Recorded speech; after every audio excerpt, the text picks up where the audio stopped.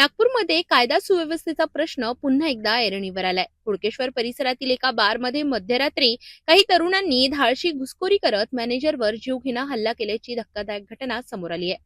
नागपूरच्या हुडकेश्वर पोलीस ठाण्याच्या हद्दीत येणाऱ्या मानेवाडा रिंग रोडवरील एसके बारमध्ये ही घटना घडली।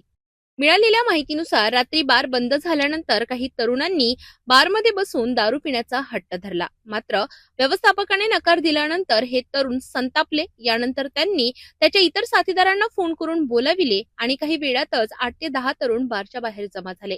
गेट बंद असतानाही या तरुणांनी गॅलरीतून उड्या मारून बारमध्ये प्रवेश केला आणि थेट मॅनेजरवर हल्ला चढवला। एका आरोपीने काचेच्या बाटलीने मॅनेजरच्या डोक्यावर वार करत त्याला गंभीर जखमी केले। तसेच इतर कर्मचाऱ्यांनाही मारहाण करण्यात आली। या हल्ल्यात बारमधील काचांच्या खिडक्या व दारूच्या बाटल्या फोडण्यात आल्या असून अंदाजे 60,000 रुपयांचे नुकसान झाले आहे। घटनेची माहिती मिळताच पोलिसांनी घटनास्थळी धाव घेत काही आरोपींना ताब्यात घेतले। या प्रकरणात ऋषभ सोनवणे, यश दहिकर आणि सुमित वाघमारे या तिघांची ओळख पटली असून इतर आरोपींचा शोध सुरू आहे। जखमींना तातडीने रुग्णालयात दाखल करण्यात आले असून त्यांच्यावर उपचार सुरू आहे। या घटनेमुळे नागपूरमध्ये सुरक्षा व्यवस्थेवर पुन्हा एकदा प्रश्नचिन्ह उपस्थित झाले आहेत।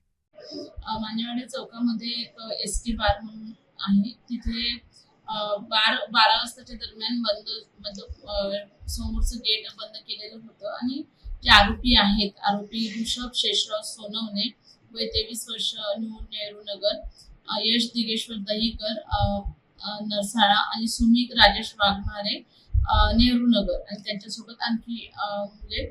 या लोकांनी पहिल्यांदा तिथे जाऊन ऋषभ सोनवणे आणि यश दहिकर, सुमित वाघमारे हे बारमध्ये जाऊन दारू मागत होते।